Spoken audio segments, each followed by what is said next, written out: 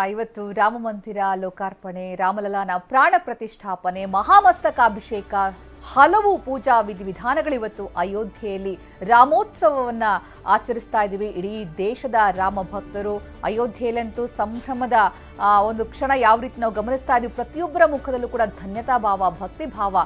ಮಹಾಮಸ್ತಕಾಭಿಷೇಕ ಕ್ಷಣ ಒಂದು ಕಡೆಗೆ, ರಾಮಲಲ್ಲಾ ಮೂರ್ತಿಯ ಪ್ರಾಣ ಪ್ರತಿಷ್ಠಾಪನೆಯ ಆ ಒಂದು ಸಂದರ್ಭ ಇದೆಯಲ್ಲ, ಎಷ್ಟೋ ವರ್ಷಗಳಿಂದ, ಶತಮಾನಗಳಿಂದ ಕಾಯ್ತಾ ಇದ್ದಂತಹ ಕ್ಷಣ. ಈ ಸಂದರ್ಭ ಅಯೋಧ್ಯೆ ಒಂದು ವಿಭಿನ್ನವಾಗಿ ಕಾಣಿಸ್ತಾ ಇದೆ, ರಾಮನಗರಿಯಾಗಿ ಕಾಣಿಸ್ತಾ ಇರುವಂತಹ ಅಯೋಧ್ಯೆಯಲ್ಲಿ ಎಲ್ಲಿ ನೋಡಿದ್ರೂ ಕೂಡ ಹಿಂದಿನ ರಾಮ ರಾಜ್ಯದ ಸಂದರ್ಭದಲ್ಲಿ ಇದ್ದಂತಹ ಸಾಂಸ್ಕೃತಿಕ ವೈಭವ ಮತ್ತೆ ಮರುಕಳಿಸ್ತೇನೆ ಅನ್ನುವ ರೀತಿ ಭಾಸವಾಗ್ತಾ ಇದೆ. ಆದರೆ ಈ ಒಂದು ಸಂದರ್ಭದಲ್ಲಿ ಸೆಕ್ಯೂರಿಟಿ, ಭದ್ರತೆ ಕೂಡ ಅಷ್ಟೇ ಮುಖ್ಯ ಆಗುತ್ತೆ. ಅಷ್ಟೊಂದು ಸಂಖ್ಯೆಯಲ್ಲಿ ಜನ ಸಾಕ್ಷಿಯಾಗ್ತಾ ಇರುವ ಸಂದರ್ಭ.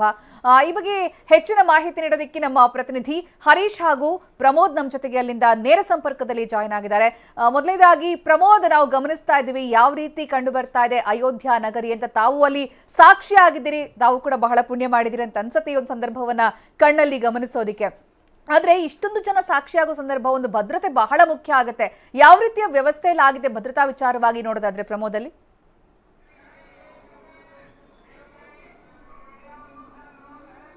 ಸುಕನ್ಯಾ, ಈಗಾಗಲೇ ನೋಡ್ತಾ ಇದ್ದೀರಾ ನನ್ನ ಹಿಂಭಾಗದಲ್ಲಿ ಈಗ ರಾಮ ಜನ್ಮಭೂಮಿಯ ರಸ್ತೆ ನೇರವಾಗಿ ಹೋಗುತ್ತೆ.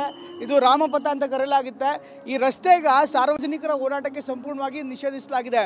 ಈಗಾಗಲೇ ಸ್ಥಳೀಯರಿಗೆ ಅವಕಾಶ ಕೊಡಲಾಗಿದೆ. ಅವರು ಕೇವಲ ಫುಟ್ಪಾತ್ ಮೇಲೆ ಸಂಚಾರ ಮಾಡಬೇಕಷ್ಟೇ, ಅಂದರೆ ಕೇವಲ ನಡೆದಾಡ್ಕೊಂಡು ಹೋಗ್ಬೇಕಷ್ಟೇ. ಯಾರಿಗೂ ಕೂಡ ವಾಹನದ ಓಡಾಟಕ್ಕೆ ಅನುಮತಿ ನೀಡಲಾಗಿಲ್ಲ. ಹಾಗಾಗಿ ಇವತ್ತು ಬೆಳಗ್ಗೆಯಿಂದ ಸಂಜೆ ತನಕ ಇದೇ ರೀತಿ ರಸ್ತೆಯಲ್ಲಿ ಓಡಾಟವನ್ನು ಸಂಪೂರ್ಣವಾಗಿ ನಿರ್ಬಂಧ ಮಾಡಲಾಗಿದೆ. ಇನ್ನು ಅಂಗಡಿ ಮುಂಗಟ್ಟುಗಳನ್ನು ನೋಡ್ಬೋದು, ಎಲ್ಲ ಅಂಗಡಿ ಮುಂಗಟ್ಟುಗಳನ್ನು ಬಂದ್ ಮಾಡಿಸಲಾಗಿದೆ. ಯಾವುದೇ ಕಾರಣಕ್ಕೂ ಕೂಡ ಅಂಗಡಿ ಅಥವಾ ವ್ಯಾಪಾರ ವಹಿವಾಟನ್ನು ನಡೆಸೋ ಹಾಗಿಲ್ಲ ಅನ್ನುವಂಥ ಸೂಚನೆ ಕೂಡ ಇದೆ. ಇನ್ನು ಭದ್ರತೆ ವಿಚಾರಕ್ಕೆ ಬರೋಣ. ಪೊಲೀಸರು ಕೂಡ ಈಗ ರಾಮ ಜನ್ಮಭೂಮಿಗೆ ಹೋಗುವಂಥ ರಸ್ತೆಯಲ್ಲಿ 4 ಹಂತದ ಭದ್ರತೆ ಇದೆ. ಒಂದು RAF ತಂಡ, ಮತ್ತೊಂದು ಉತ್ತರ ಪ್ರದೇಶ ಪೊಲೀಸರು, ಒಳಗಡೆ ರಾಮ ಮಂದಿರದ ಸುತ್ತಮುತ್ತ ಕಮಾಂಡೋ ಪಡೆಗಳನ್ನು ಕೂಡ ನಿಯೋಜನೆ ಮಾಡಲಾಗಿದೆ. ಈಗ ಹನುಮಾನ್ ಗರಿ ಏನು ನೋಡ್ತಾ ಇದ್ದೀರಾ, ಹನುಮಾನ್ ಗರಿ ದೇವಸ್ಥಾನ, ಅಂದರೆ ರಾಮ ಜನ್ಮಭೂಮಿಗೆ ಹೋಗೋಕ್ಕಿಂತ ಮೊದಲು ಹನುಮಾನ್ ಗರಿ ದೇವಸ್ಥಾನ ಬರುತ್ತೆ. ಆ ದೇವಸ್ಥಾನಕ್ಕೆ ಎಲ್ಲ VVIPಗಳು ಭೇಟಿ ನೀಡ್ತಾರೆ. ಅಂದರೆ ಜನ್ಮಭೂಮಿಗೆ ಹೋಗೋಕ್ಕಿಂತ ಮೊದಲು ಹನುಮಾನ್ ಗರಿ ಬಳಿ ಹೋಗಿ ಅಲ್ಲಿ ಪೂಜೆ ಮಾಡಿ ಆನಂತರ ರಾಮ ಜನ್ಮಭೂಮಿಗೆ ಹೋಗುವಂಥದ್ದು ಇಲ್ಲಿನ ಸಂಪ್ರದಾಯ. ಯಾವ ನಾವು ಕಾಶಿಯಲ್ಲಿ ಕಾಲಭೈರವನ್ನ ಕಾಶಿಯ ಕೊತ್ವಾಲ ಅಂತ ಕರಿತೀವೋ, ಅಯೋಧ್ಯೆಯ ಕೊತ್ವಾಲನಾಗಿ ಹನುಮನ್ನ ಆರಾಧಿಸ್ತಾರೆ.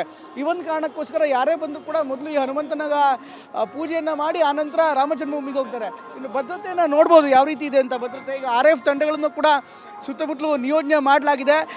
ಇದ್ರ ಜೊತೆಗೆ ಒಳಗಡೆ ಅಂದರೆ ದೇವಸ್ಥಾನದ ಸುತ್ತಮುತ್ತಲೂ ಕೂಡ 4 ಹಂತದ ಭದ್ರತೆಯನ್ನು ನಿಯೋಜನೆ ಮಾಡಲಾಗಿದೆ.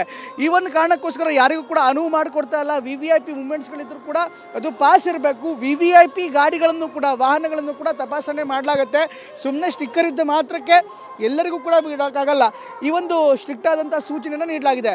ಇನ್ನು ಕೆಲವೊಂದಿಷ್ಟು ಮಂದಿ ಈ ಪಾಸನ್ನು ದುರುಪಯೋಗ ಕೂಡ ಪಡಿಸ್ಕೊತಾ ಇದ್ರು. ಪಾಸ್ ಇದ್ದು ಬೇರೆ ಇನ್ಯಾರ್ದೋ ಪಾಸ್ ಕೂಡ ಆಯಿತು, ಅಂಥವ್ರನ್ನು ಕೂಡ ತಪಾಸಣೆ ಮಾಡಿ ಕೆಲವರ ಪಾಸನ್ನು ಕೂಡ ರದ್ದು ಮಾಡಲಾಗಿದೆ. ಹೀಗಾಗಿ ಬಿಗಿ ಭದ್ರತಾ ವಿಚಾರಕ್ಕೆ ಸಂಬಂಧಪಟ್ಟಂತೆ ಎಳ್ಳಷ್ಟು ಒಂದು ಸಣ್ಣ ಅನುಮಾನಕ್ಕೂ ಕೂಡ ಆಸ್ಪದ ಆಗದಂಥ ರೀತಿಯಲ್ಲಿ ಬಿಗಿ ಭದ್ರತೆಯನ್ನು ಮಾಡಲಾಗಿದೆ. ಹೀಗಾಗಿ ಅಯೋಧ್ಯೆಯ ಸುತ್ತಮುತ್ತಲೂ ಕೂಡ ಕೇವಲ ಭೂಮಿ ಮೇಲೆ ಒಂದೇ ಅಲ್ಲ, ನೆಲ, ಜಲ, ವಾಯು, ಅಂದರೆ ಸರಿಯೂ ನದಿಯ ಒಳಗಡೆ ಕೂಡ ಸ್ಕೂಬಾ ಡೈವರ್ಸ್ ಇದ್ದಾರೆ. ಎಲ್ಲಿ ಪ್ರಧಾನಮಂತ್ರಿ ಹೋಗ್ತಾರೆ ಆ ಭಾಗದಲ್ಲೆಲ್ಲವೂ ಕೂಡ ಬಿಗಿಯಾದಂಥ ಭದ್ರತೆಯನ್ನು ಈಗ ಏರ್ಪಾಡು ಮಾಡಲಾಗಿದೆ.